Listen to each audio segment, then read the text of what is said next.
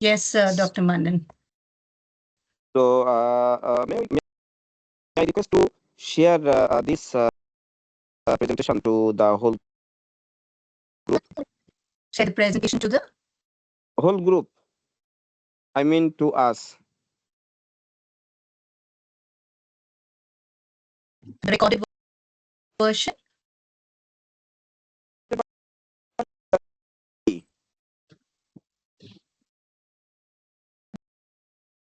We'll come to that. Flavia, over to you, Flavia. Just you could answer.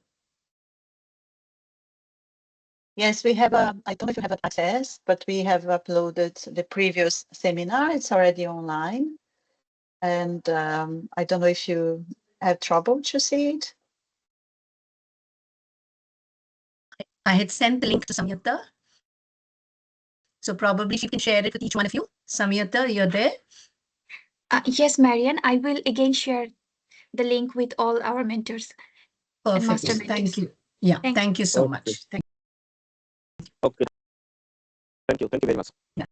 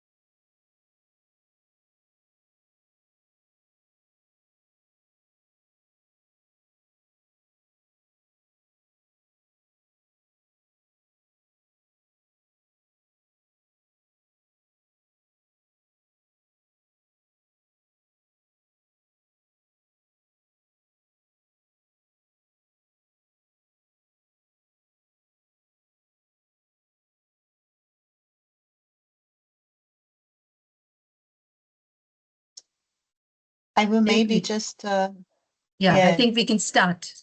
Think we can go ahead and start. Over to you, Flavia. Thank you.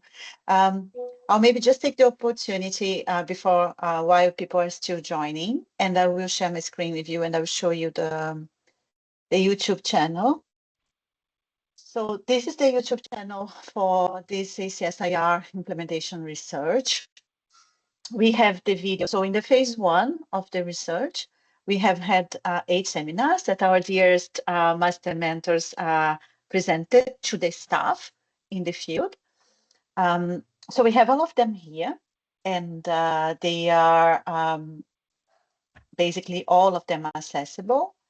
And now we are using the same platform to add the mentor series webinars. So this here is the first one that I uploaded just after we had the previous webinar. And we will be uploading them every time we have a webinar. So in the end of the webinars, you can all access, but you can also keep assessing. And also the champions of the project, they will be able to see once they are selected. And it's also going to be part of their own training as a champion. So I will put this, this link on the chat, and it will be there. I sent an email previously, but maybe not all of you received. So we'll keep communicating with that, and we'll keep announcing once they are uploaded. Right. So now we have already most of people connected, I assume. Maybe we could start. Marian, what do you think? Yes, Flavia, I think you can go ahead and start. So again, welcome to all of you who've joined, and thank you for coming on time. Many of you definitely joined ahead of time. And just to cut it short, I'll hand over to Flavia so that she can do the needful. Over to you, Flavia. Thank you. Right. So welcome to this second webinar on respiratory support and safe oxygen use. I will put this on screen mode. So we'll be presenting, we have 1 hour and 15 minutes of a meeting. And we will go through some slides of the webinar. We're going to talk about the CPAP, in RDS, the recommendations for WHO, some practicalities. Again, this is not a webinar that's going to teach about RDS because you all know about it. You're all mentors and you could be teaching this. So we try to focus more on practical aspects that you might face in the field when doing mentorship, and some things that could help also to teach the staff in the field that could be helpful for you during your mentorship process. I'm trying to put this on a screen sharing and just having an issue with my screen. I'll stop sharing for a while. Just go back to it again.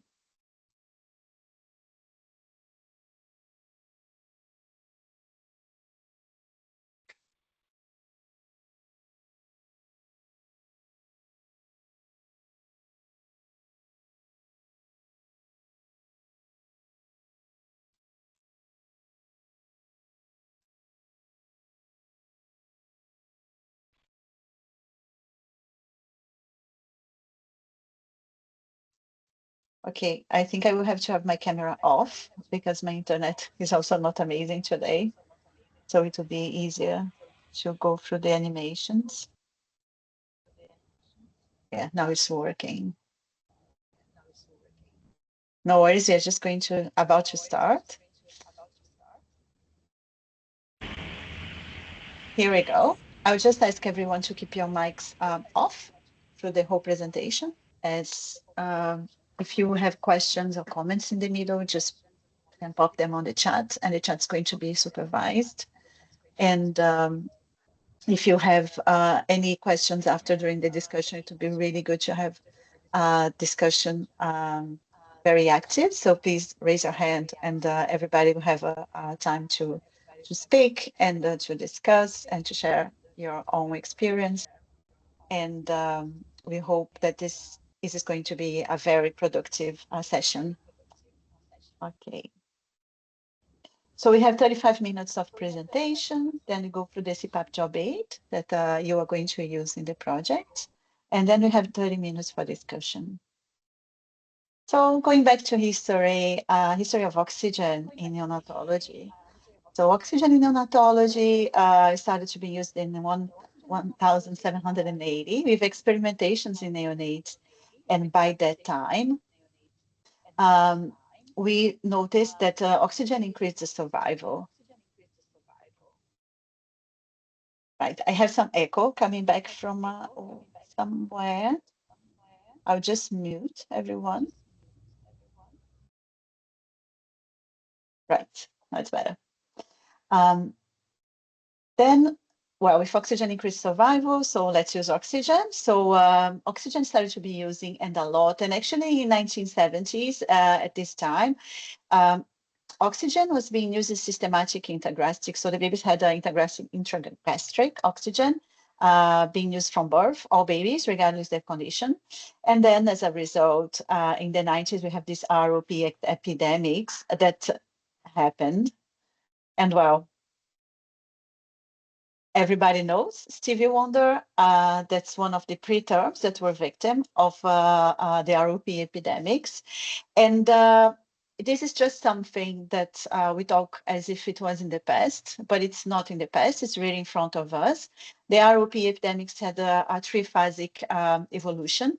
First time it was in the 50s. Then we had up after the 60s with the advent of CPAP and a lot of oxygen use that continued. And we have now with more survival, with more initiatives, and to improve newborn survival, basically. There's still a lot of use of oxygen and overuse of oxygen, and we have a third epidemic of ROP. So there are estimates that in South Asia and in Sub-Saharan Africa, ROP prevalence among screened preterm infants could range between 20 and 40% of all of them. And this is basically probably an underestimation because not all the preterms that needed screening are screened. So what does oxygen do? Oxygen does oxidative stress, basically. Oxidative stress means peroxidation of lipids, oxidation of DNA and proteins, and this basically causes inflammation and direct tissue injury.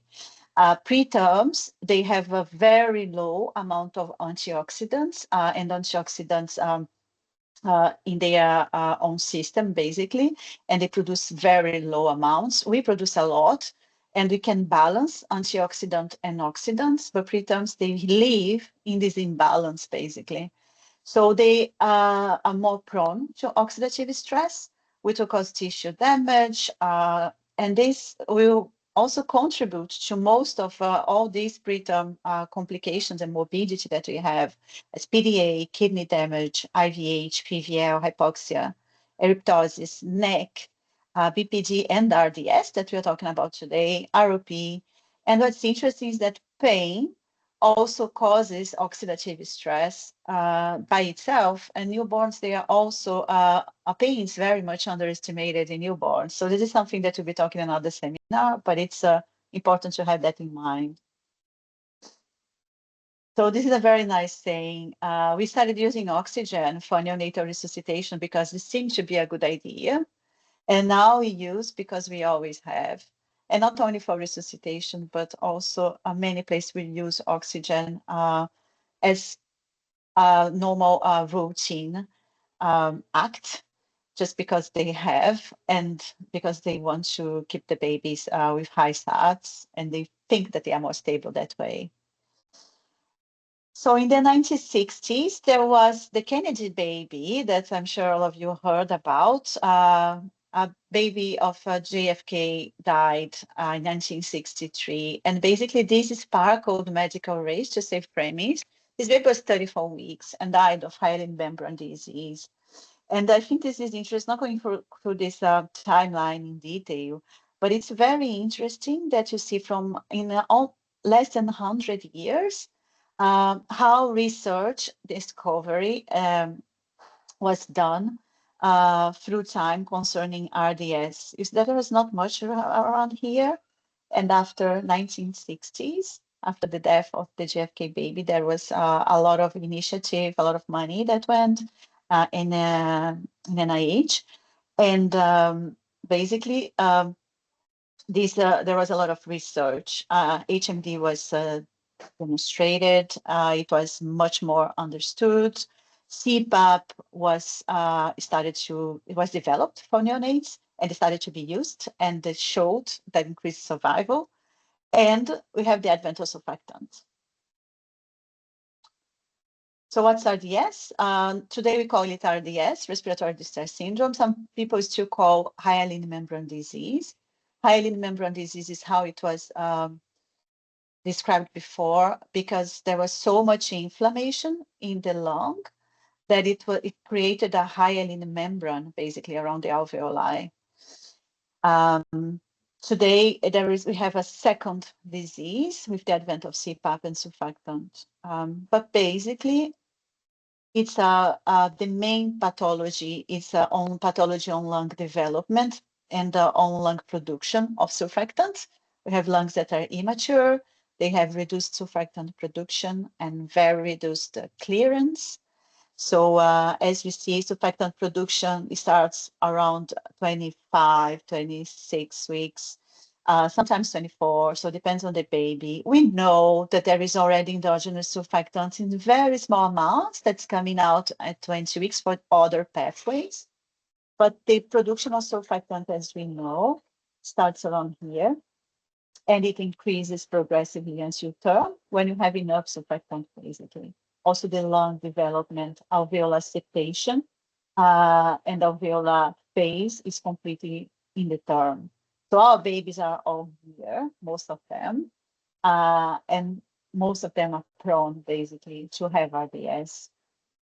Basically, they have reduced surfactant production, but also very reduced clearance. So basically, if they are born with some surfactants unborn, that's because they have just produced them for a long time, slowly, and they consume very fast. There is a clearance that is very, very slow, so they will not replace it. So that's why sometimes you have a baby that's born fine and gets worse, basically. And that's basically the natural history of RDS. So these babies, they have very poor compliance. They cannot establish an FRC, so they have poor oxygenation and increased work of breathing. And the natural history of RDS is that it gets worse, basically, in the first 2 or 3 days of life. And then you have babies like this with an X-ray, so increased poor oxygenation, increased work of breathing, and you have these images in the X-ray with very low volumes, so lungs that are completely atelectatic, collapsed, and with an alveolar syndrome, basically, that basically need 2 things. And one of the things that will basically change the course of RDS was CPAP. So even for babies that have very bad lungs and that would have a terrible course and that would die, CPAP changed their course because it keeps basically the lungs open. It creates alveolar recruitment. And it not only distends the alveoli, it also distends the upper airway. These babies, they have also tendency to close the upper airway, so the CPAP keeps the whole airway open, upper and lower. And by that, it will increase oxygenation and work of breathing. In preterms, it's even more interesting because CPAP will help conserving the small amounts of surfactant that these babies have. It also reduces alveolar fluid. We know because these babies, they not only have RDS, they still have some fluid in the lungs. They are all born with the lungs filled with fluid. And CPAP will also help reducing this alveolar fluid and will synchronize respiratory and thoracoabdominal movements, and they enhance the Herring-Brewer inflation reflex following airway occlusion. So they also help the baby regulating inspiration and expiration. These babies, they tend to have a very short inspiratory time and basically helps them having the right inspiratory time and avoid also airway occlusion and overinflation. Oxygen doesn't do any of this. So pure oxygen will not recruit the baby. Poor oxygen will basically create more free radicals and just tend to worsen inflammation, as you saw, by creating free radicals of oxygen.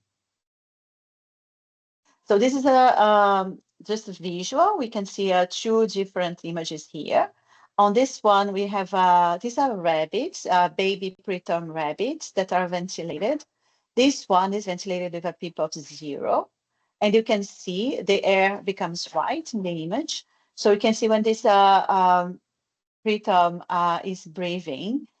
And in inspiration, you can see the air entry. And on expiration, you can see completely collapsed. So this is the thing about not establishing FRC, functional residual capacity. So this one here has a PEEP that goes from 0 to 5. And basically what you see is that even on expiration, we still have air in the lungs. So the lungs, the alveoli is still open. So this baby has a functional residual capacity. And this is what CPAP is doing. And this is what CPAP helps the preterm doing. Something that a full-term baby would do normally. They would basically keep the lung open, keep a functional residual capacity. A preterm would not be able to do because of the lack of surfactant. CPAP comes and help them do that. So what's the WHO recommendation when to start CPAP? So we have recommendations for preterms, and the first recommendation is to start CPAP in preterm infants with clinical signs of respiratory distress syndrome. We know that CPAP will reduce mortality by about 50% in preterms by hospital discharge and also reduces morbidity. So CPAP decreases the use of mechanical ventilation by hospital discharge by about 30%. Second recommendation is CPAP may be considered immediately after birth for very preterm infants, less than 32 weeks of gestation, with or without respiratory distress. So this is based on two comparisons. First one is CPAP immediately after birth for very preterm infants versus supplemental oxygen. So we saw that these babies, they decreased failed treatment. They also decreased the BPD and decreased pneumothorax, and there is no evidence of harms with little or no effect in mortality and IVH, and there is no evidence of critical outcomes. So it seems to be positive. Also, CPAP immediately after birth for very preterm infants versus mechanical ventilation, that it's definitely the best choice. In the past, we were intubating all the preterm babies straight away in the delivery room without asking questions. So that's how these trials, they were done. And compared with CPAP, so CPAP decreased the failed treatment. They decreased BPD. There is no evidence of harm, and they might change mortality and also pneumothorax and IVH, and might have an impact in the neurodevelopment. So definitely the best way to go at less than 30 weeks of gestation, straight away, immediately after birth, would be CPAP, and whenever we can, it would be good to start CPAP for these babies. So what would be normal and abnormal breathing? So for breathing, we count respiratory rates. As you know, respiratory rate more than 60, tachypnea. We just have to remember everyone that when we are teaching them that they have to count in 1 minute. Sometimes the staff, they forget. And signs of respiratory distress, it's nasal flaring, as you can see, the first baby, intercostal retractions, as you can see here, severe chest indrawing, typhoid retractions, and grunting, as you can hear. And this is the baby that's grunting. That's a severe sign of a respiratory distress, and also seesaw breathing. So to look into the kind of respiratory distress, it can be very challenging to teach staff that are not used to neonates how to identify a neonatal respiratory distress. And this is going to be fundamental, basically, when you are teaching them and implementing CPAP in these core facilities. A good option is to follow scores. You don't have to. It's not an obligation, and we are not recommending one over the other. Sometimes they will prefer Downs score, sometimes they prefer Silverman score, but we know that scores, they have a very good inter-operator reliability. And so it's very easy for the staff to just look at the score, classify, they don't forget, and they can, it might help them also how to report and how to transmit to the other staff when they're handing over, for example. So this can be very useful when you are teaching basically to the staff. So which machine to use? So that's the third recommendation. For preterm infants who need continuous positive airway pressure, CPAP therapy, bubble CPAP may be considered rather than other pressure sources, for example, ventilation CPAP. So there are different kinds of bubble CPAP. They are usually cheaper, they are usually more accessible than other sources like ventilator or infant flow. And most of our projects, our core facilities, they will have these ones. They will have bubble CPAP. Indigenous CPAP, we will be discouraging from all the sites, and we will be asking not to use basically indigenous CPAP.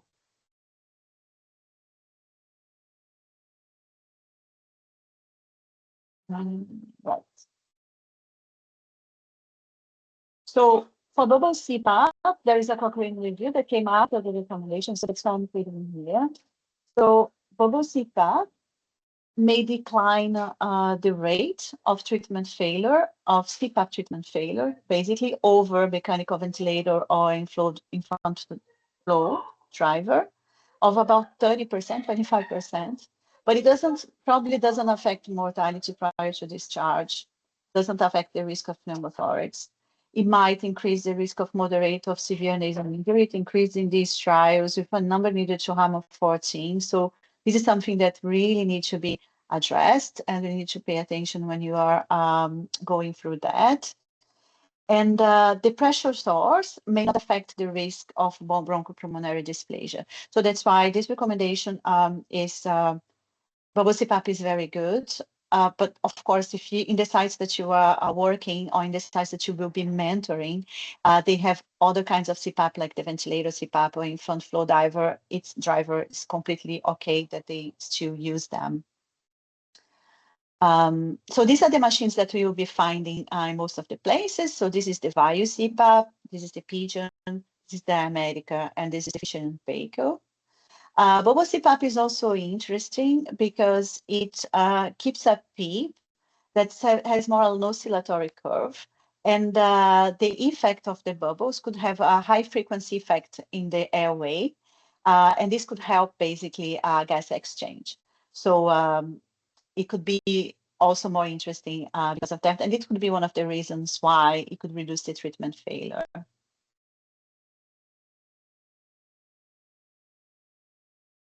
So why not indigenous CPAP?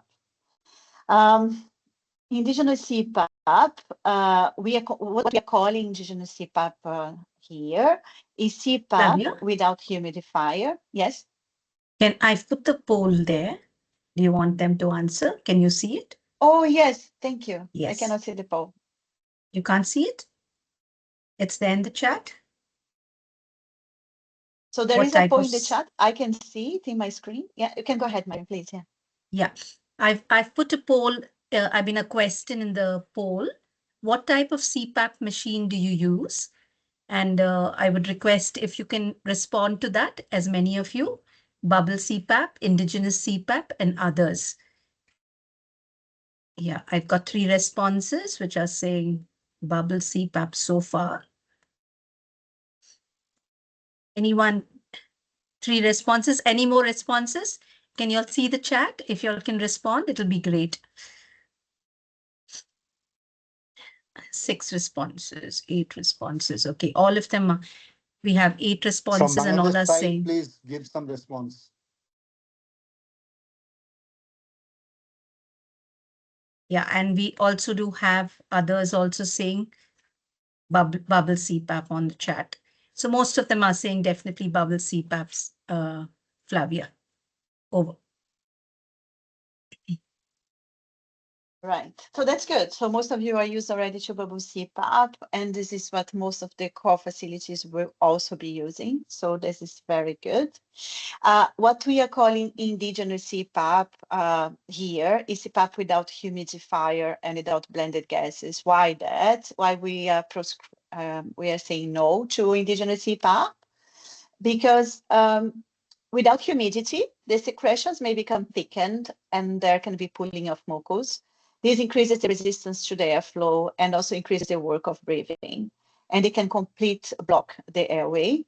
You can also have impairment without humidifier of the ciliary, basically this impairment of the ciliary clearance. You can be more prone to infection.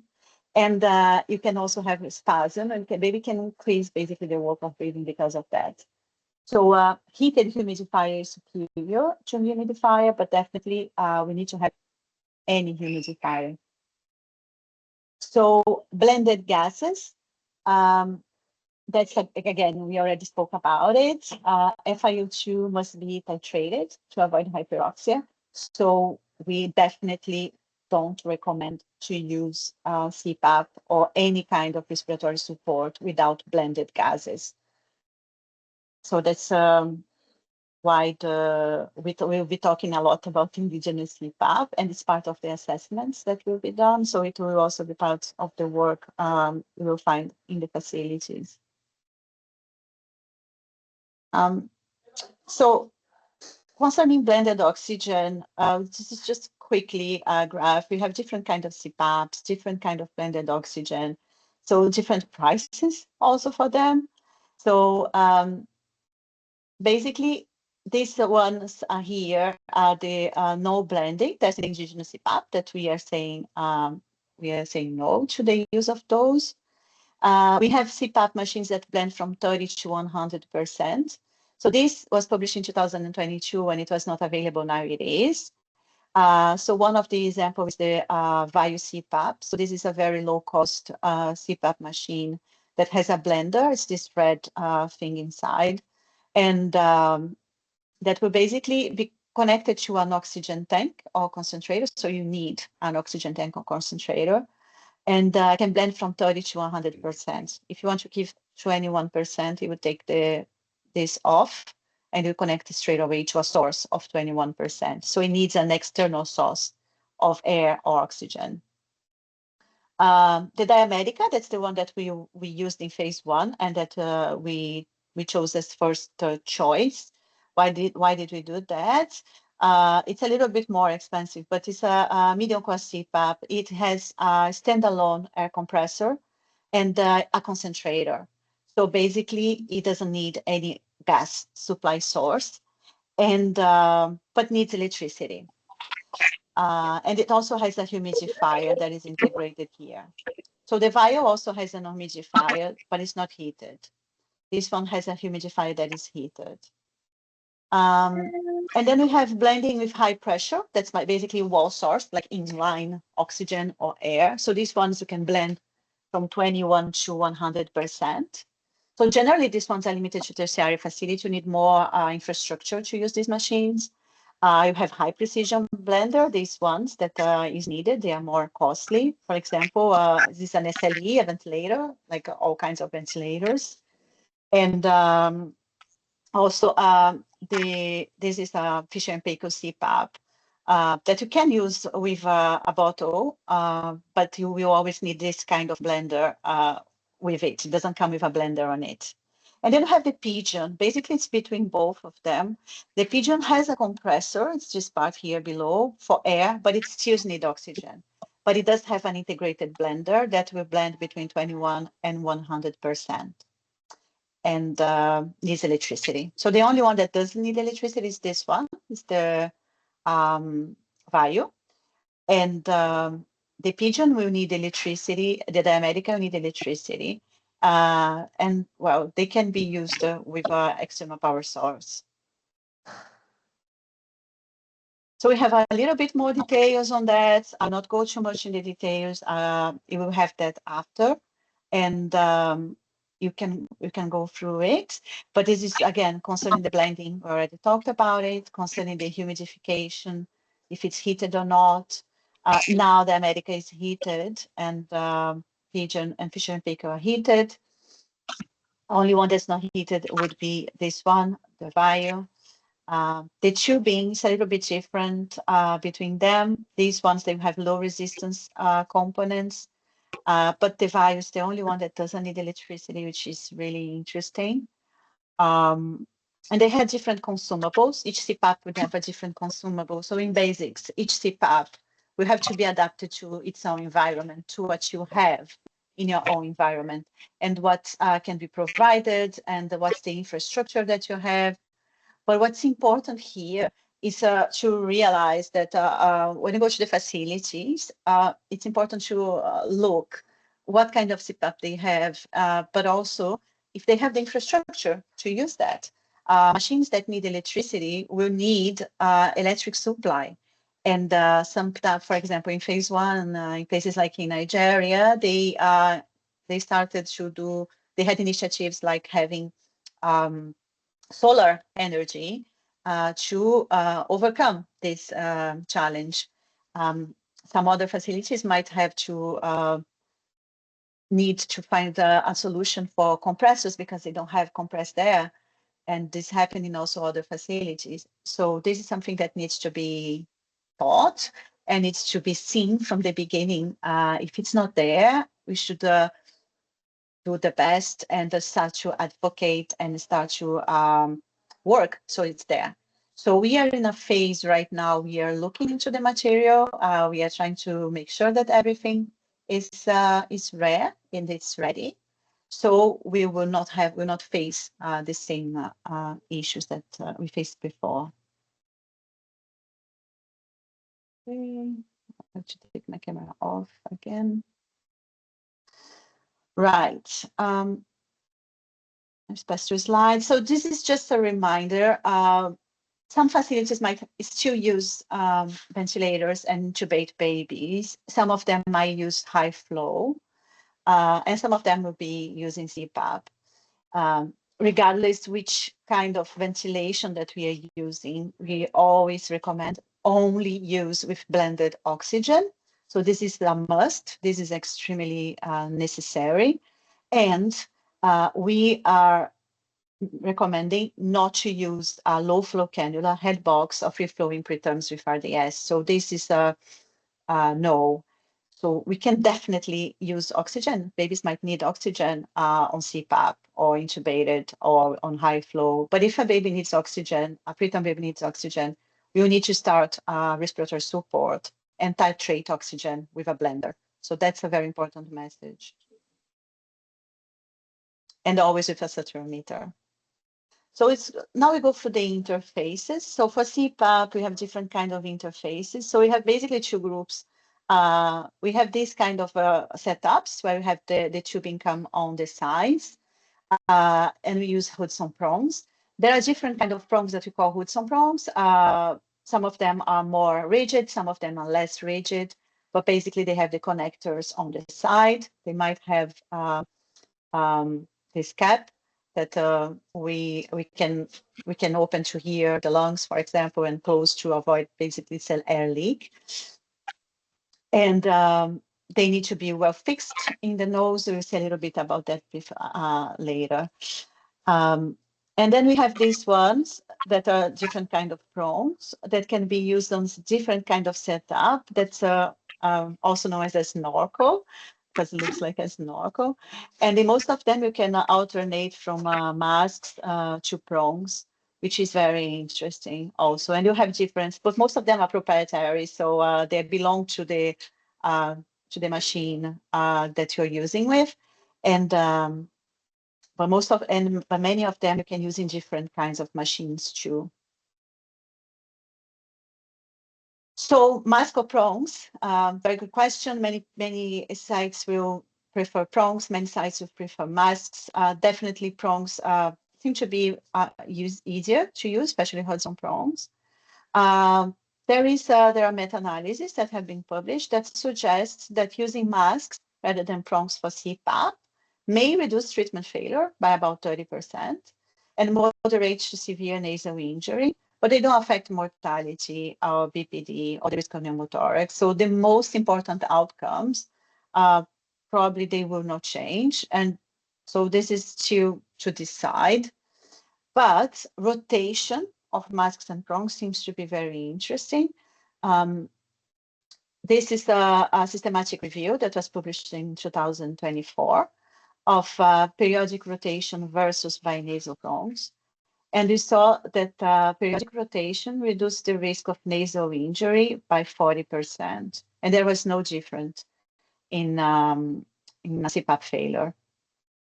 There was also another RCT that was published more recently that was not included in this meta-analysis of patients with less than 35 weeks. They were doing 8-hourly rotation of masks versus prongs. And they also saw that may reduce the risk of nasal injury when compared with either interface alone, so either mask, either prongs alone. So rotation is very interesting because it changes the point of contact in the nose and just basically gives a break to gives a pause on the pressure points. So whenever can be done, it's good to be done. Sometimes it cannot be done because there is only prongs, and then we'll just have to be very attentive. So how to set it up? To put the, sorry, Flavia, Oh, do you want me yes. to put the poll? Yeah. Please. Yeah, I've put the next poll. You can see it on the chat or in the screen. What type of interface do you usually use? Nasal prongs, nasal mask, or any other? And if you please respond, thank you. Nasal mask, there's one response. Nasal prongs, 2 nasal mask, okay.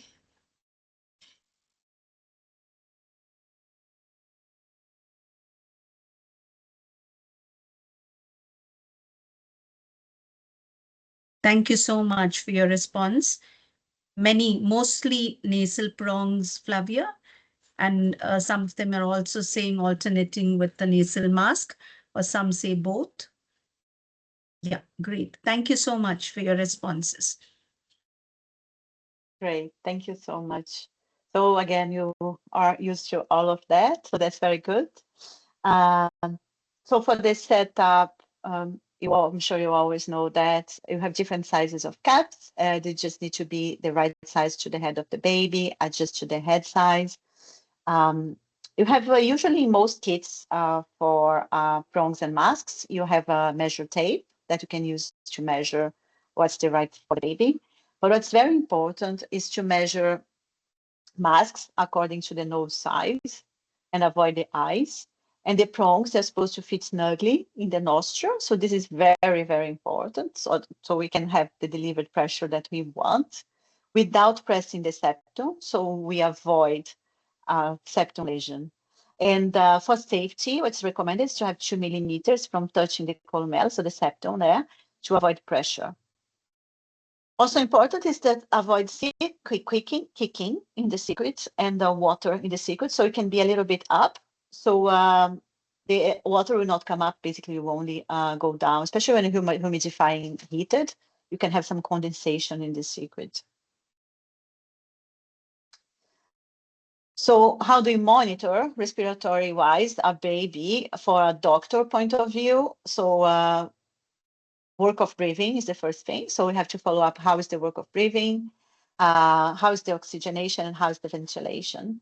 So for the work of breathing, signs of respiratory distress that we have been through, for the oxygenation, saturometer, and then again, we recommend saturometer continuously for these babies whenever possible, and following the limits for preterm. Adjust PEEP that will interfere in oxygenation if needed, titrate oxygen, and having this target between 91 and 95%, that's the recommended target for preterm. Remembering that for resuscitation, we always have preductal SATs, and then the SATs can be attenuated in the knee, especially if the baby is stable. The site, I mean the hand and feet. Ventilation is basically CO2. Blood gas or transcutaneous CO2 whenever available. Probably it will not be available in most of the core facilities. Regardless, every baby needs to have vital signs written off hourly. Saturation monitoring is recommended continuously.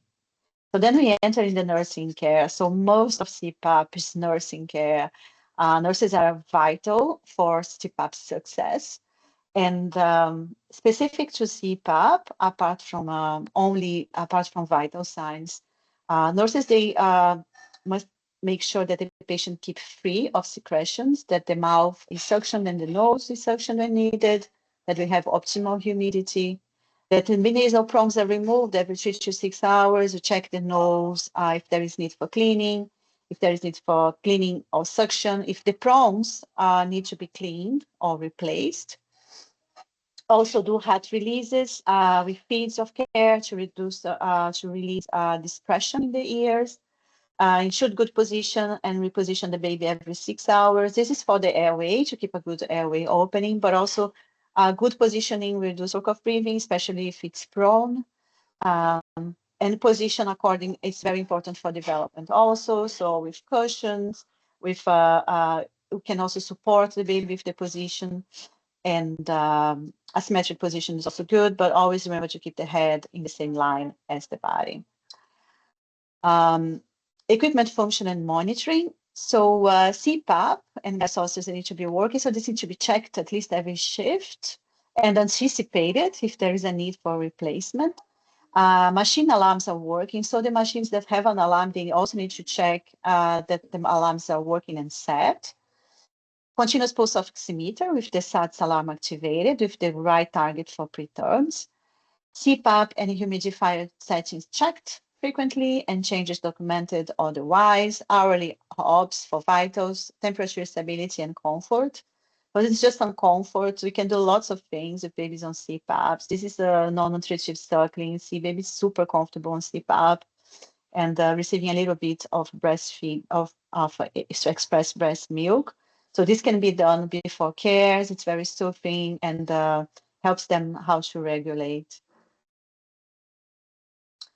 KMC. So we can do CPAP on KMC, and it's basically going to be the same process, and it's going to be the same targets, the same monitoring, and the babies will probably, the babies definitely be also more regulated. They will be less stressed, and they might be have a much better evolution than if they are not on CPAP, they are not on KMC. So whenever KMC is available, which should be always, let's advocate in the facilities for CPAP on KMC. So how to prevent? Well, of course, you have complications where I spoke about nasal injury. So how to prevent nasal injury? Ensure that prong size is adequate. Ensure the gap between the prongs and the septum. Evaluate prongs positioning and skin integrity. Ideally, every hour, they should have a look when they're taking vital signs. Look at the nose, look at the position of the prongs, see if everything's okay, if there is no visible breaking of the skin, not necessarily taking it off. Whenever possible, rotate masks. Better treatment basically is prevention. Some sites might use a protection in the nose, like Confeel or Tegaderm. So this will depend on local protocol, basically. Ear and scalp injury. So we can have pressure necrosis around the head and the ears, head molding, due to failure to release hat and strap regularly. So check the head size, release the head, and evaluate ear positioning. So this would be ideally, they can be do before feeds, head releases, or at least during cares. And it's highly preventable and less common. CPAP belly, very common. Basically, severe abdominal distension that can be so important that you have respiratory restriction. And it can also cause delayed gastric emptying, and it can cause that you have digestive issues, more increased residues, or more, or even spits or vomits. So sometimes it can be confused with NET, which is the case of this baby, but it's basically ended up to be just too much air in the stomach. So the best way to work with it, the best workaround, is to prevent. So prevent by having always orogastric tube or a nasal gastric tube, stomach decompression regularly, and tube kept open as possible. Pneumothorax, well, pneumothorax is likely to happen in severe RDS for increased negative pressures, basically increased work of breathing that the baby will have in very, very low compliant lungs. Or it can also happen when the baby is getting better. And this is very important for monitoring, because when RDS is improving, basically the compliance is improving, and the babies don't need too much pressure. If we don't change that, the pressures keep high and they're not adapted to the lung of the baby, they can cause hyperdistension and pneumothorax. So that's very important to monitor continuously and adapt CPAP baby's condition. So this is just to remember also probably to some sites, they will not, most of the core facilities, they will not have X-ray in the facility, but they can still do transillumination, and in preterm, it's very, very useful to diagnose pneumothorax. So troubleshooting, basically, right material, no leaks and no water, and right settings. CPAP's not working, check if prongs and masks are fitted properly, that adapted in size and sequence, adapted to the machine. There is no leaks, no water. The position in the nose is correct. There is no leak or excessive water in the circuit. And the right settings, that you have the appropriate PIP and the appropriate FIU tube. Also something important for bubble CPAP, that you have bubbles present and the water level is correct. As you see in this image here, when you fill the water, it has to overflow a little bit. This is for the efficient and bacon. For the other machines, might be different, but always make sure that the level is correct, so you have the right pressure delivered. So when to win, we're going through that with the job aid. But basically, baby does not need oxygen and baby has no respiratory distress sign. We can start to win. First FiO2 and then PEEP one by one until 4, 5. 5, it would be ideal to start thinking about weaning. And if it's okay, if baby does not tolerate, baby becomes multi-keeping or increased work of breathing, you can always put the CPAP back, but it has to be under monitoring. So now we're going to have to see the job aid.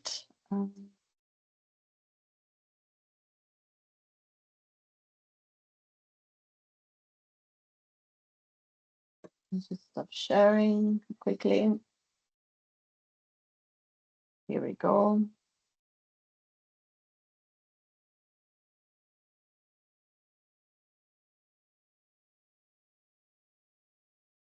Right, so this is our CPAP job aid.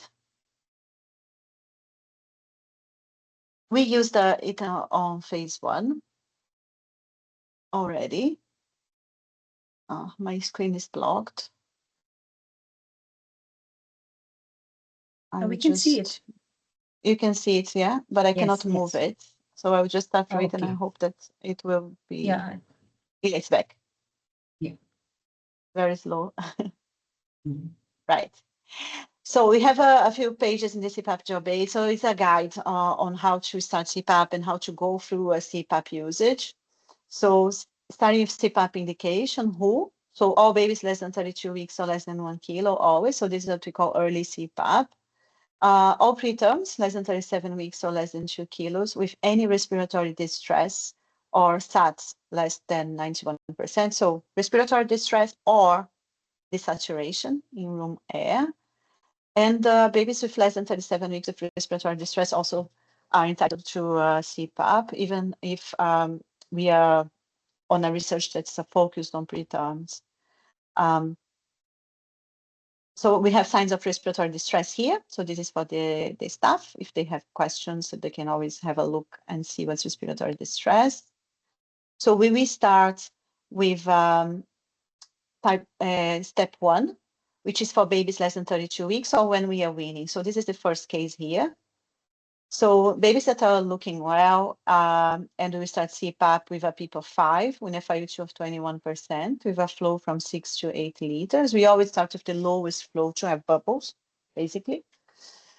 And we follow the baby. Start the baby, stay on the bedside, see how the baby tolerates, and then we follow for 4 to 6 hours. If the baby goes well, there is no respiratory distress, the SATs are more than 90, so on the target. We can start pausing the CPAP. So when you do the pause CPAP, the nurse, at least the nurse should be there and she should be on the bedside, or the doctor, so the healthcare provider should be on the bedside, see how the baby tolerates. We observe for 30 minutes with monitoring. The baby is stable, we can wean the CPAP. Of course, if respiratory distress signs appear at any time at that point or even after, we put the baby back on CPAP. Or also if the SATs, they go below 91%. And if the baby is still on respiratory distress or the SATs below 91%, either on this case, we continue the algorithm on the case 2. So here we have the target SATs and some observations. I'm blocked now. Just see if it comes, yeah, only goes down, it doesn't.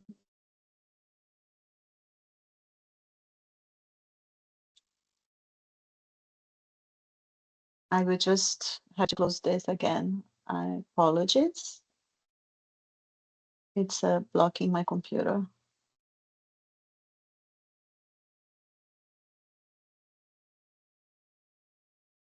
Maybe if you have them, Marion, I would be very glad if you can I'll share. just open it. Sorry. Thank you. Maybe you continue while I just access it. I will continue. I will just continue. Yeah, good point. And then we can go for the job aid just in the end.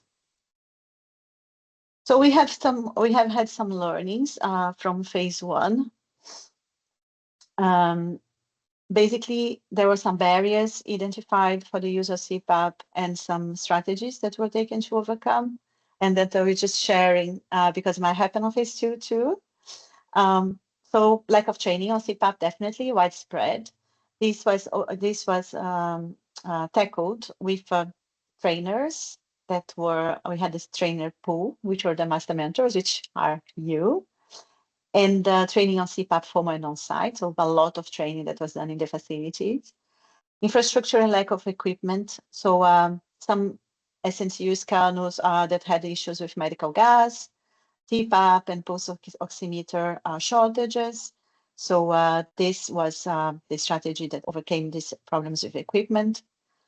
Doctors, so many facilities did not have doctor, and this might happen again. So this was very important, especially in Bangladesh. An amazing strategy to empower nurses with nurse-led CPAP. Again, a lot of CPAP's nursing work. So it would be great if from the beginning of mentorship, nurses can be empowered and they can be involved on that, because it's a lot of nursing care. Confidence of the provider. This was we overcame with mentoring, with coaching, hand-holding, data-driven process monitoring, a lot of meetings, audit feedback, and WhatsApp groups, basically direct communication between mentors and staff. And motivation of the providers, also appreciating, encouraging WhatsApp groups. This helped them a lot. And we did a survey with the mentees, and this was very interesting. We asked them, what were the main difficulties you personally experienced when trying to apply CPAP in your clinical work?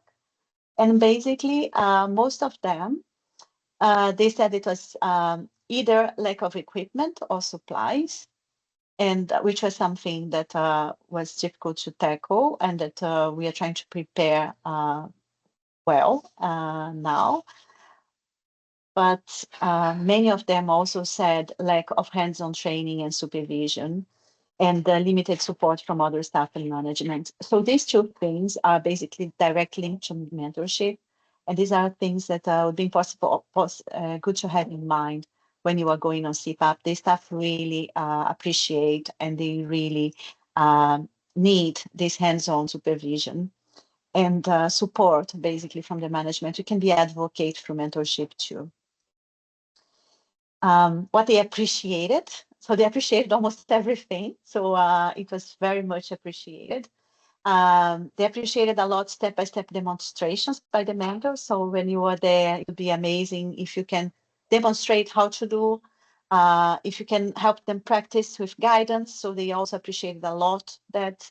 They appreciated the job aids that we are going to go through just in a minute, and regular check-ins for follow-up and discussion, and encouragement and problem-solving support. So basically, all the strategies that were used on mentorship were very much appreciated by the staff, and they still would love to have more hands-on. So this is something to keep in mind for when you are going there and giving the mentorship and implementing CPAP. So now we can go to the job aid. Is it? Yeah.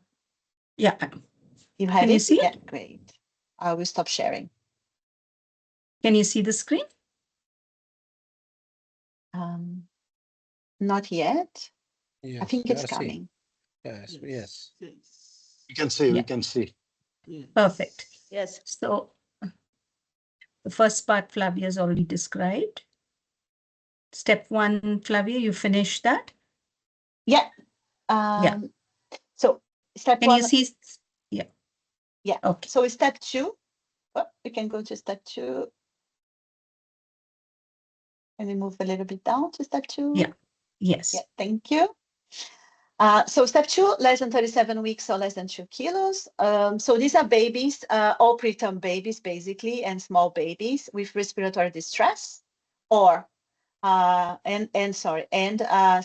saturation more than 90%. So the baby that you have typically in front of you that has increased overbreathing, has respiratory distress, but doesn't desat. His saturations are fine. So for these babies, you start with a PEEP of 5 to 6, and with an FiO2 of 21%, and assess for clinical improvement within maximum 15 minutes. So basically, look how the baby is doing and keep assessing. If there is no respiratory distress and the SATs are more than 90 steadily for 4 hours, you can start pause CPAP and go back to item 1, which is like a stepping down. If our respiratory distress persists, we run troubleshoot. So what's troubleshoot?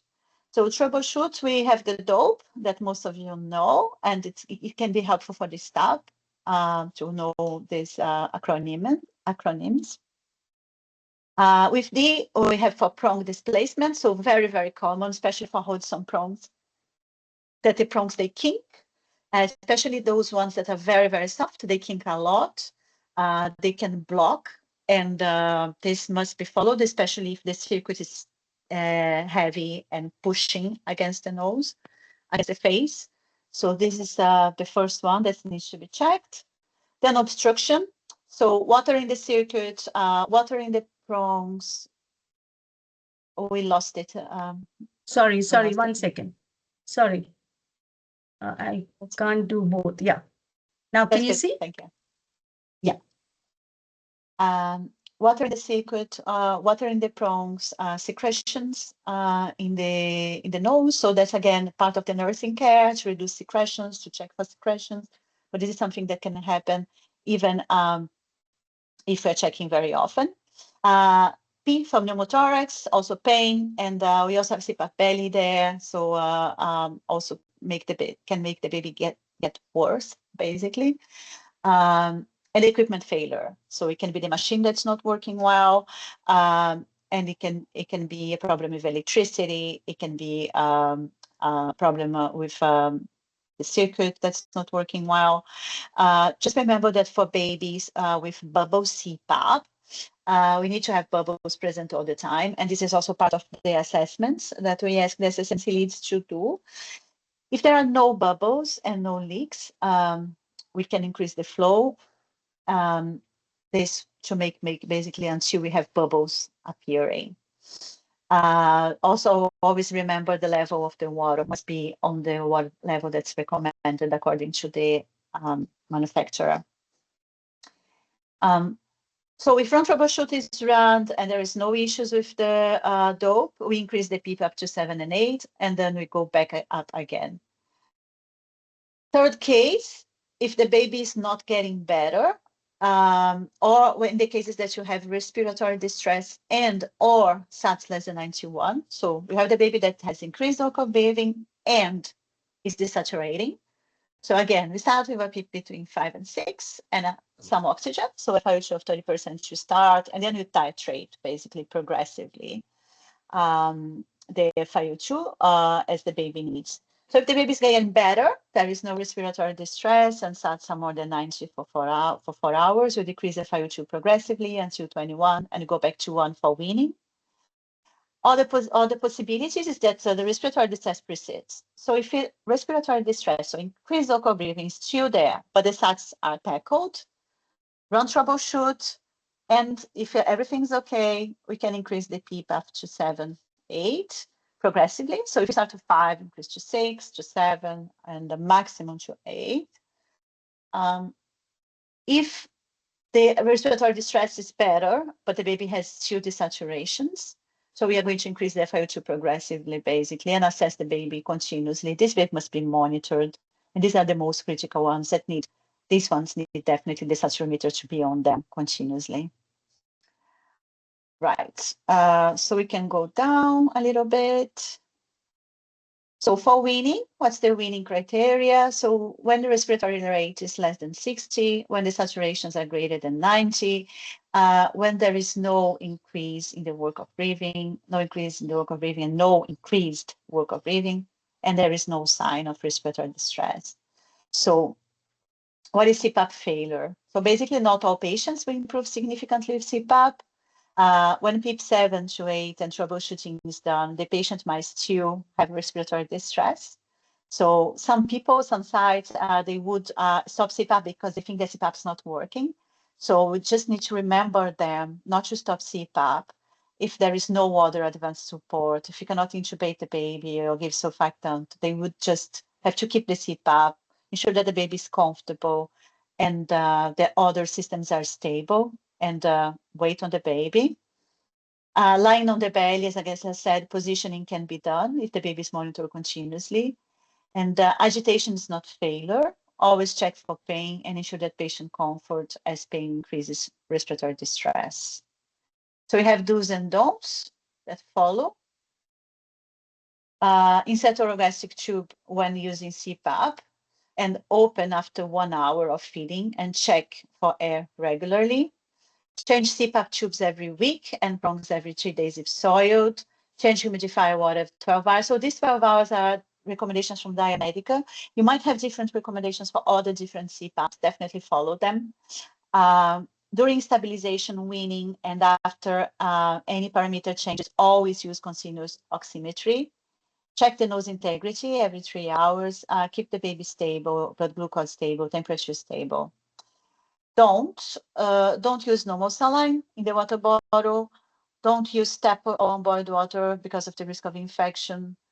Don't start on CPAP without washing hands. Don't wean CPAP if the baby still needs any support. Always wean FiO2 first.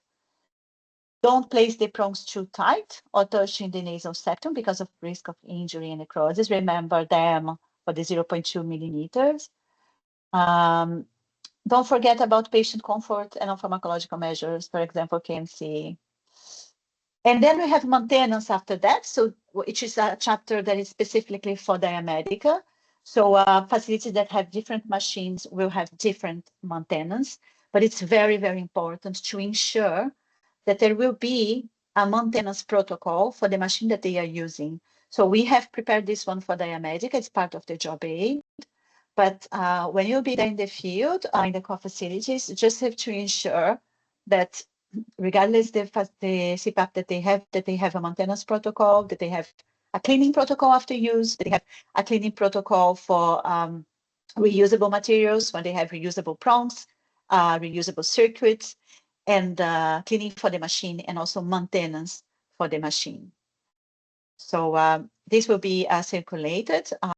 We'll be able to go through that after this presentation. So now we are past our time almost for the training. We still have time for the discussion. I know that there are some questions in the chat, so I think we can go through them right now.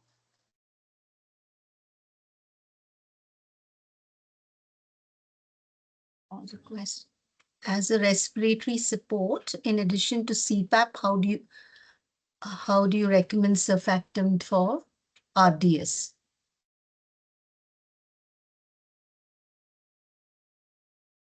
Yes. Well, whenever you, yes, we are not discussing surfactant in this presentation because it's targeted for district hospitals that most of them will not have surfactant, which is also, it's consumable, that is very expensive, and it's another history. So that's why we are working on the CPAP because it's something that they will have it, they will keep it, and it will also change the target. Surfactant without CPAP will not, there are no trials of surfactant without respiratory support, right? So respiratory support comes first. Now, if the facilities have surfactant, definitely we were not going to say not to use surfactant, but all these district facilities, unfortunately, they will not have most of them. So whenever we don't have surfactant, we will have just to go ahead and follow the respiratory support with CPAP. And as I said, if they have other kinds of more advanced support, it's fine if they use them. There's another question by... If I can come in, Flavia, Yeah. on this? Yes, Suman. If you have surfactant, and I think what most of us do when we have access, is for a baby who is on CPAP, if the FiO2 is more than 0.3, that is 30%, we consider that the baby is eligible for surfactant. Yes, you need to give good CPAP and don't hesitate to go to pressures of 6 or even 7 when you're giving, provided you're monitoring well. This is only if you have surfactant, then you will consider at 0.3. I think that was the answer, maybe. If you're lucky to have it, yes, you can go ahead and use it. I hope that answers the question of who has asked it. Yeah. So the question was the FiO2, is it? Yeah, no, there's a and next... when do you... Yeah, go ahead, Marianne. Right. Next question. The next question is, how long babies less than 32 weeks to be kept before weaning having a low setup like PEEP of 5 and FiO2 of 21%? Okay, so this is in the job aid. There's no there is, depends on where you are, depends on the baby, definitely. But in the job aid, we said to start for the first 4 hours and reassess the baby.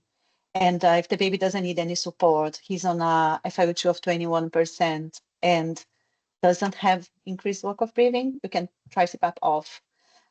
Some of these babies, you will not start CPAP also. So this is, again, a conditional recommendation. If you don't have CPAP to start for a baby less than 32 weeks, that is not working, a 32-weeker, you would not start CPAP if you don't have it. But if you have it, you would start, observe the baby, because remember that the RDS progresses with time. So these babies are likely to get worse in the next hours. So if they only get better, and if they don't have any respiratory distress and they don't need oxygen, after 4-6 hours, you can think about weaning. Dr. Sadia, do you want to ask a question? And then I'll go to the next question on chat. My first question was the same, like for babies who are less than 32 weeker, because in the high resource setting, like in Canada, I have observed that they keep on babies till 32 weeks on the CPAP when they start for the weaning. So, but in resource limited settings, when we have less number of the CPAP and there are more babies, so whatever the baby is stable, we would wean. Secondly, once we wean the baby from the CPAP, and like they are on the minimal settings, and once we wean that baby is not having distress but not maintaining sats within the target. So should we shift that baby to the low flow oxygen, or we should continue with the CPAP? Like it is the only saturation, like if the baby is like, I'm weaning a baby is otherwise stable, but there is no distress, but the baby is not maintaining sats above 90. So I like desetting, like it's like 87, 85, 82. So should I continue with the CPAP at that moment or shift to the low flow oxygen? So for premature babies, we are recommending to keep the CPAP. Don't do this shift to low flow. Just keep the CPAP until you can wean the CPAP completely, even if you are on 21%. If you are on 21%, this baby doesn't need oxygen, right? But the CPAP itself will increase the partial pressure of oxygen in the alveoli by recruiting. And then some babies that will not need oxygen on CPAP might need oxygen if they are not on CPAP. And again, oxygen toxicity, we know all of that. And we understand the physiopathology of RDS. What we need is recruitment, basically. So we are recommending to all these preterm babies with RDS to keep them on CPAP. And one more question, that for the, like in countries like in our Pakistan, the age of the viability, like when in this phase, which we should put all those babies less than 32 weeks of 24-week gestation on the CPAP. So what would be the lower cutoff limit for gestational age in this study? Okay, Suman, I think I'll let you answer this question. Okay. So in this study, I know all of us are pushing the limits of viability. So if you are taking care in your unit, if you're taking care of a 25-weeker or a 26-weeker, then yes, we would definitely recommend that you consider CPAP for these babies. More than 28 weeks, there is absolutely no doubt that we would recommend CPAP and other respiratory support. The question is less than 28 weeks, and that will depend on what you're routinely doing. This is not a trial that we are saying that you must give. For example, if some of you all in Pakistan have been part of ACTION, then we had a 26-week cutoff. But here it's not like that. So if you're taking care of those babies, yes, you definitely need to use CPAP for them. Okay. Thank you so much. I'll go to the next question on the chat. What should be the ideal fluid for a humidifier chamber? Only distilled water or both distilled water and sterile water? Okay. So this, when we're talking about distilled water, we're talking about sterile water. It's basically sterile water. Yeah. So I just Okay. would like to come in here again. See, for us, in all the LMIC, sterile water becomes very important because we don't want infections. I think from where you're coming, because some people consider that sterile water can still have some minerals, which is not there in distilled water, and they recommend distilled water.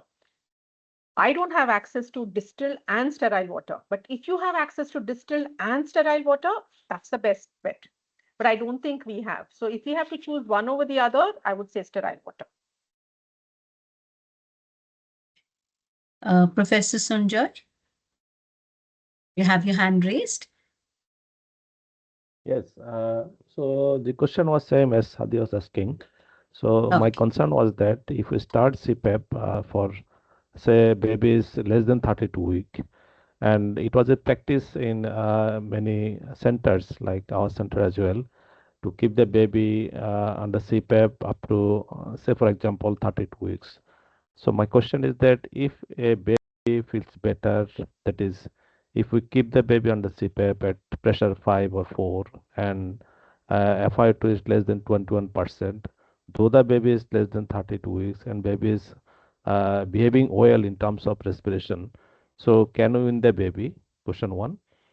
Question two is that again it was asked by Sadia. So if there was a practice also, if the baby fits for weaning, having low setup like pressure 4 and effort to 21%, and baby has no respiratory distress, maintaining SpO2 more than 90. So, what's your recommendation? Should you recommend that to wean the baby directly to room air, or to allow them at low flow oxygen like 1 liter and then wean it to 0.5 and then off over? Okay. Thank you, Professor Sanjay. So we have all these details, I think, in the job aid. I know it's complicated, especially when you don't have much CPAPs and you have a new babies that are coming and you need to start CPAP for them and they are more sick, and you have other ones that are recovering, and you would think about switching them to oxygen to be able to use the CPAP to another baby. The recommendation is to use CPAP for preterms with RDS.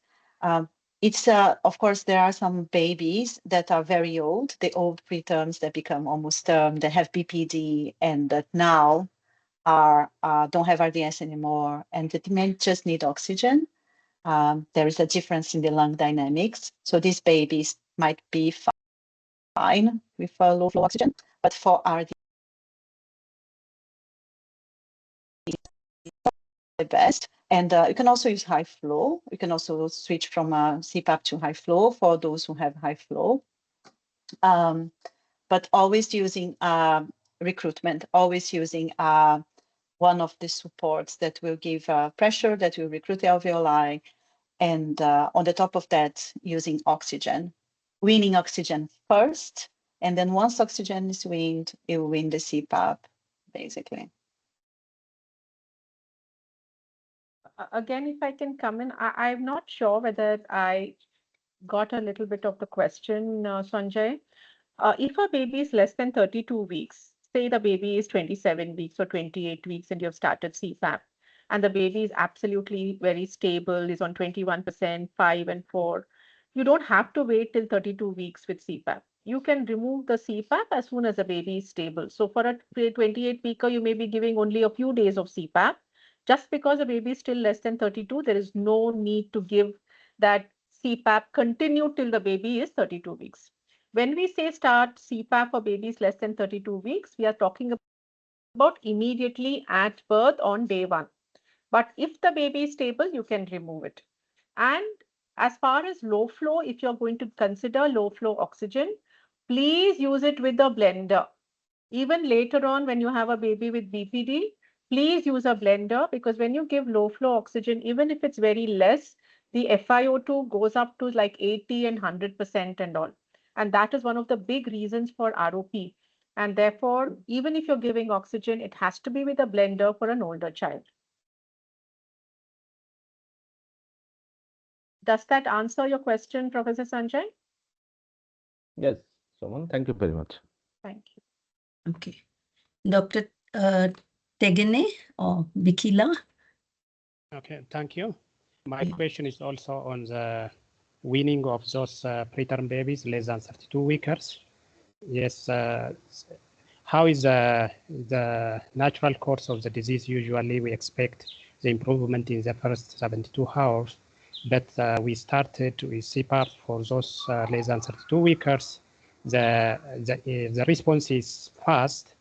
Can we immediately wean off CPAP, or we have to continue considering that natural course? Because why I'm asking this question is from the practical point of view, for those babies, usually when we are trying to wean, especially less than 72 hours postnatal age, they immediately again develop their distress once again. So how is the natural course versus the postnatal age of the baby? As well as how is the injected therapy, especially those babies are again at risk for the apnea of prematurity. So the use of methylxanthine, that is caffeine practice. Thank you.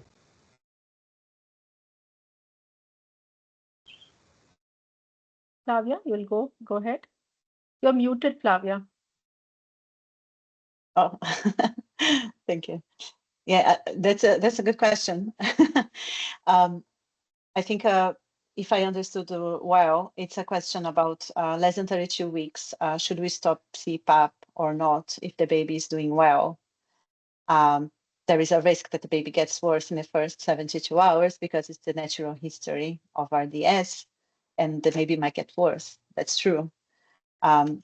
Now, if you have a baby that you started this prophylactic CPAP, and the baby is doing perfectly well, we have a good weight, we have a baby that's completely stable in all the systems, and you're confident that the baby doesn't have increased work of breathing and doesn't have need for oxygen, and it's not having apneas, you can try. You don't have to force the baby, of course. Definitely, the baby might need CPAP after a few minutes or after 1 hour. They might start to get tired. They might desaturate. They might start doing apneas and so on. Then you put the CPAP back, basically. Of course, very small babies, especially less than 1 kilo, less than 28 weeks, then it's a different history. Babies that didn't receive ACS, it's also a different history. But these babies, usually they will have some work of breathing. So usually the babies that will fail, they will have some work of breathing in the beginning. They will need something. Yeah, in my practice, what I would say is that we usually start to less to 32-weeker babies, and we would not stop immediately, definitely not. But if the baby has a good weight and is completely stable, we might stop after 8 hours or so and see how it goes. But very small babies, less than 1 kilo, less than 28 weeks, definitely not. Would not stop CPAP because these babies basically, they all have some signs of respiratory distress. So we would keep on them. But we're talking mostly about more than 28 weeks, bigger babies, 1.5 kilo. These babies might tolerate. So I think there's a lot of feeling, a lot of how you see the baby in front of you. Yeah. I would say if there is a bigger baby and the baby is completely fine, you can try, knowing that you might have to put it back. The small baby, they don't have steroids or has an infection, has a little bit of work of breathing, don't even try, just keep it in CPAP. Yeah. Thank you, Flavia. Dr. Tegene?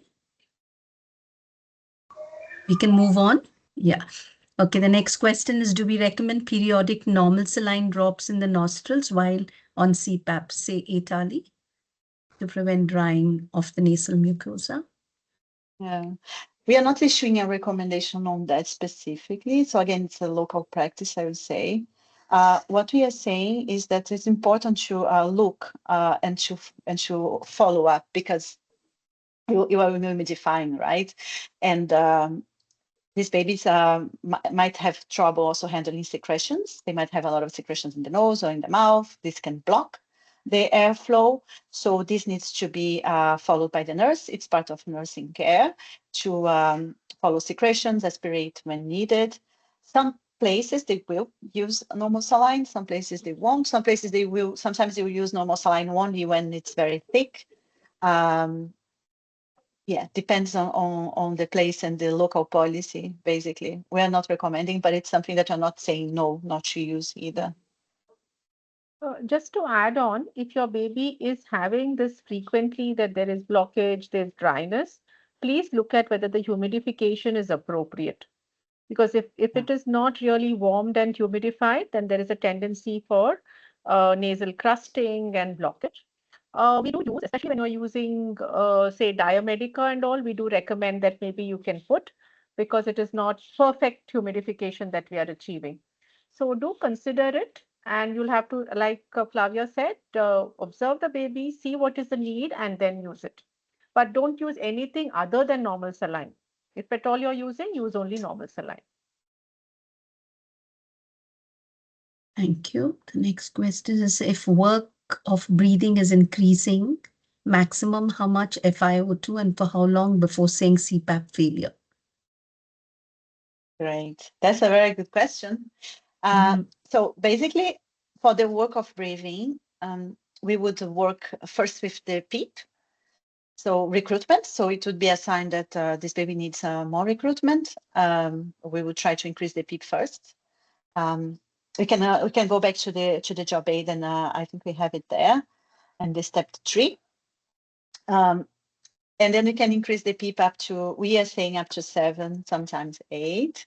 I know that some sites, I'm in Australia right now. Here we use up to 10. Some people they will. We kept moderate recommendation from 7 to 8 for safety reasons also, but it's increasing first the PEEP. The FiO2 itself, oxygen itself will not treat the work of breathing. Oxygen will be helpful when you have you already started CPAP, you tackled the work of breathing, but you still need oxygen because the baby is desaturating. So then you can give some oxygen.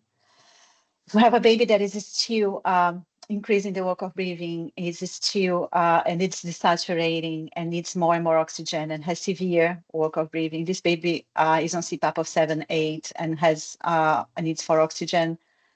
Definitely this baby, if you have other source, again, as someone said before, you can always use surfactants. If there is surfactant in sites that do not have surfactant, you can always, that would be a candidate for intubation, definitely. But most of our facilities that we are working with will not have either one or the other.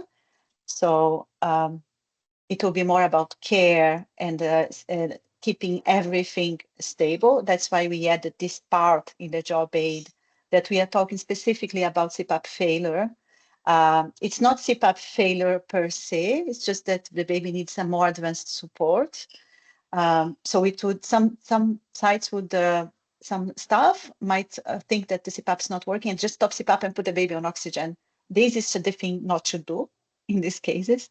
So the thing to do is to keep the support, keep the baby comfortable, keep all the other parameters safe, run the dope, make sure there's no pneumothorax, and that all the other the CPAP installation is correct, and wait, basically, unfortunately. Yeah, maybe someone wants to add something. No, I think you have covered all that. See, when we also started CPAP maybe 2 decades ago, we were scared. We had a CPAP, like, when we touched 6 FiO2 and even 60%, we said we will intubate the babies because we were very comfortable in ventilating. Now people have moved towards higher and higher PEEP, and Flavia was surprised to hear that it was 10 in Australia, because in India we are still at around 8 and 9. So you could consider even 8 CPAP and 70% oxygen before you consider intubation. Now, in many of the places that we are going to be working in with ACSIR, they may not have ventilation as an option, and maybe CPAP is the only thing that you have, or you might be deciding to refer this baby elsewhere for mechanical ventilation. So if you are in that position, and I will give you examples from our IKMC trial and action trial, when they did not have mechanical ventilation, people have gone to even 8, 9 CPAP pressures because that's the only thing they had. So don't hesitate to increase the CPAP pressures. And especially what Flavia said, let us focus on that. If a baby is not doing well on CPAP, switching the baby to oxygen is not the option. We have to check on why the baby is not comfortable on CPAP and then address that rather than shifting to oxygen. So please have your own guidelines, and as you get comfortable with CPAP, as your units get comfortable, you may be moving towards higher and higher PEEP that you will accept. Because most of us have what we call as PEEPophobia. We are worried about high PEEPs. But now, yes, people are moving towards 8, 9, 10 PEEPs before we call it a CPAP failure. If we can avoid intubation in any way, that's the way to go. We pass the time. Is that okay if we take these additional questions? There are 3 more questions. I You think we should. recommend, Yeah, do we we'll just recommend the quickly do it. use of rigid nasal prongs? Do you still recommend the use of rigid nasal prongs? So, No. which nasal prongs? It's an Rigid. allergy I prongs don't that know. you. Because the Hudson prongs that we have, the Diamedica ones, they may They're be all little more flexible. rigid than the HFNC prongs, but they're not Yeah. rigid. So we don't Hmm. recommend rigid nasal prongs. They're all the very soft ones. Maybe when you keep using it again and again, it becomes very rigid, then that's a time to throw them and use something else. Something, yeah. The next one is, in neonates on CPAP, is blood gas monitoring mandatory, or can clinical assessment and pulse oximetry suffice in stable babies? How often should it be done in both stable and unstable cases? Shall I take it up? Yes, please. It is not mandatory. Unless you think your baby is in shock and you want to look at pH and other things, the best thing about CPAP is you can monitor totally with a pulse ox because it doesn't do anything for CO2. Why do we do ABGs when we are ventilating a baby? We want to ensure that we don't have CO2 washout. That's not a problem with CPAP. So ABG is not mandatory when you use CPAP. Pulse oximeter is mandatory. Sometimes Chin we strap. face, yeah, Chin strap. Should we sometimes use a chin strap, Flavia? Want to take that? Well, sometimes we face no bubbling. Can we use a chin strap for closing the mouth? Yes, definitely.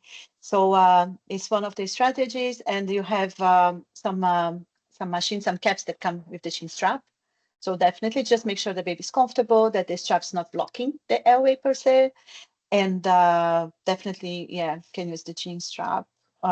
Practicing head release and also strap release very often. last And we have a piece. final one.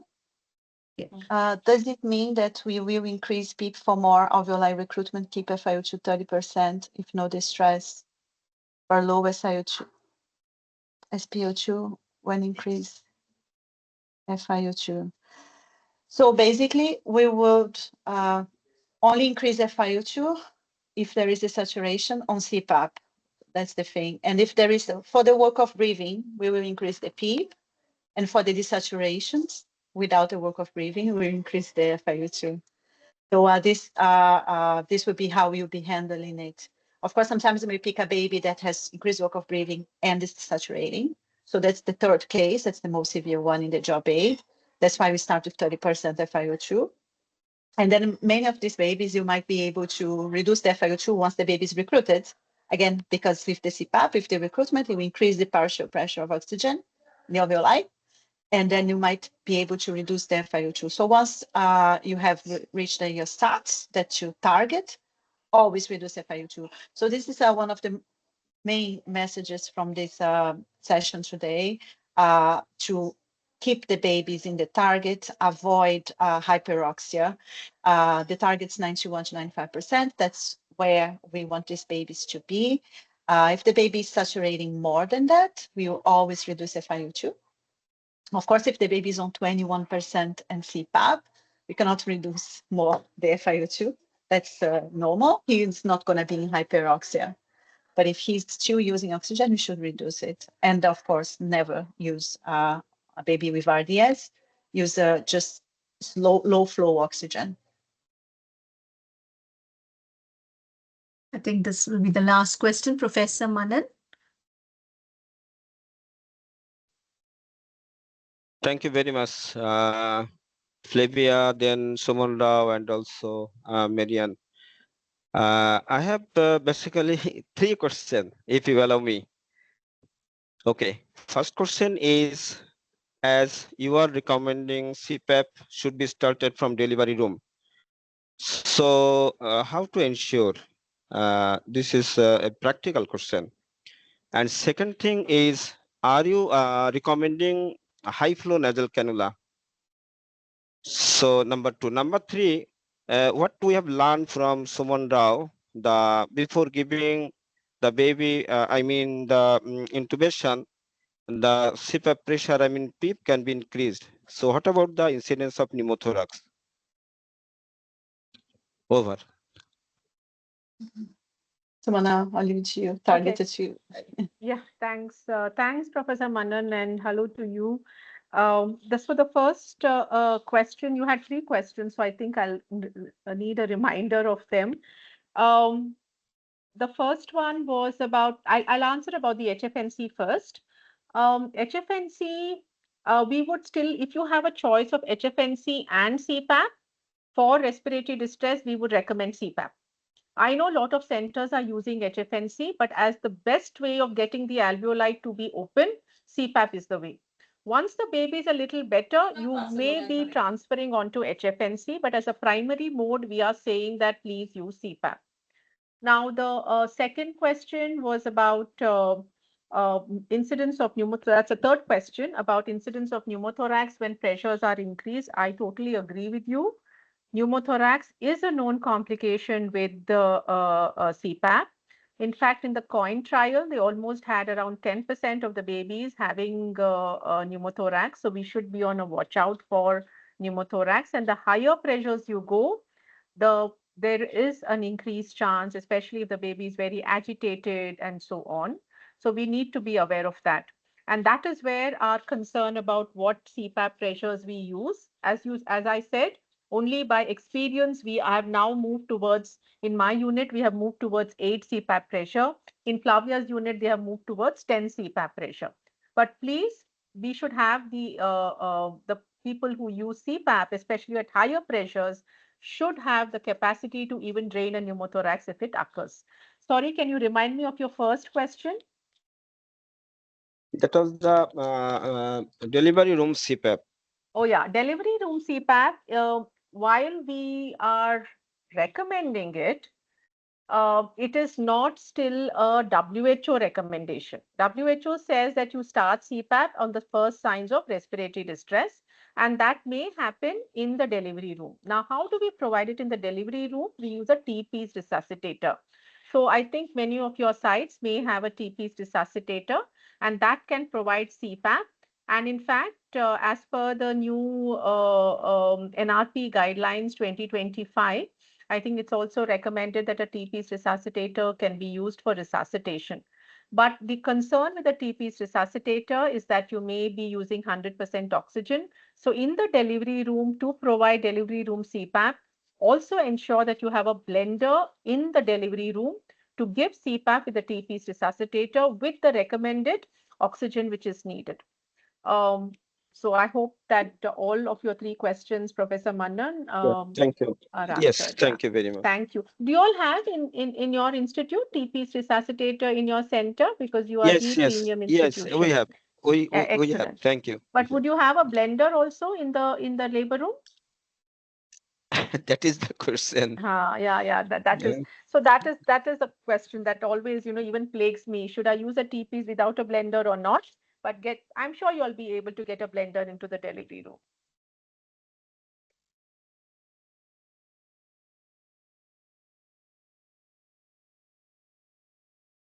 Right.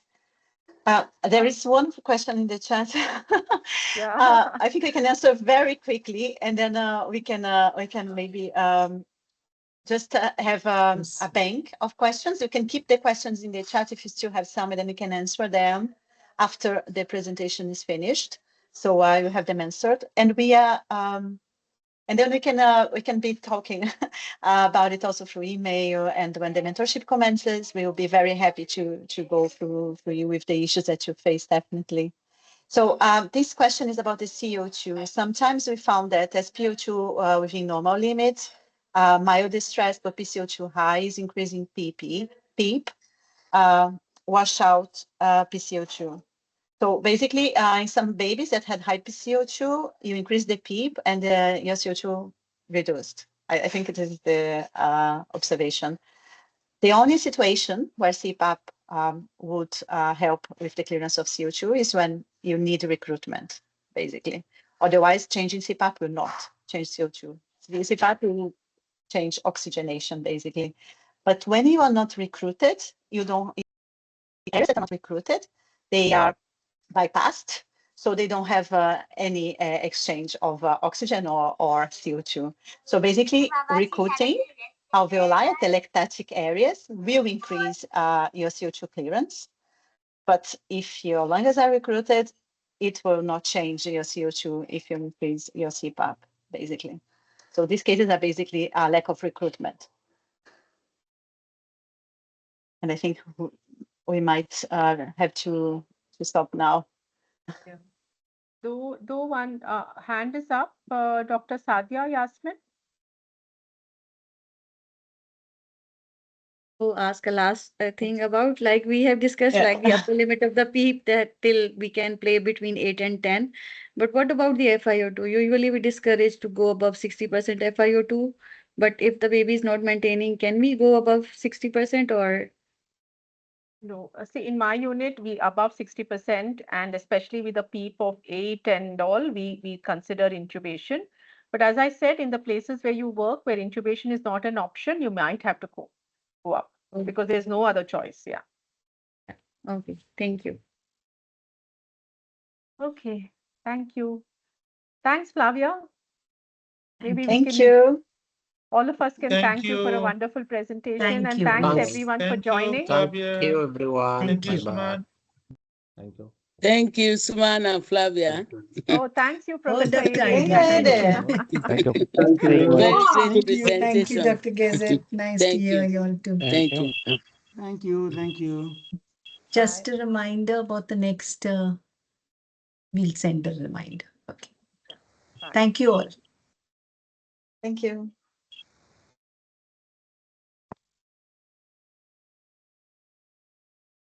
Thank you.